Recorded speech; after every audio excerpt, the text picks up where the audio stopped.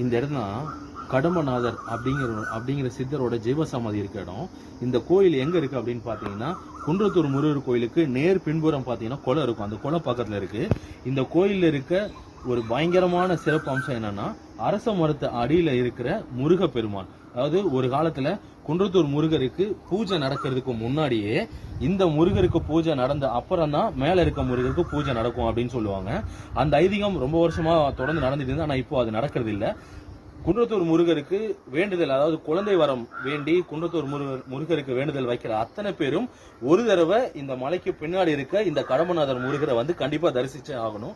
ஏன் அப்படின்னா, இங்க இருக்க ஒரு இறை பேர் ஆற்றல் அப்படிங்கிறது நம்மளுடைய வேண்டுதலை முழுமையா நிறைவேற்றி கொடுக்கும் அப்படின்னு சொல்றாங்க. ரொம்ப கம்மியான நாள், ஒரு மண்டலத்திலே நிறைவேற வாய்ப்பு இருக்குன்னு சொல்றாங்க.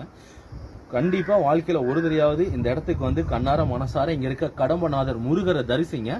உங்களோட வாழ்க்கையில் இருக்கிற அத்தனை கஷ்டமும் ரொம்ப ரொம்ப சீக்கிரத்துல சரியாகும், நிவர்த்தி ஆகும்.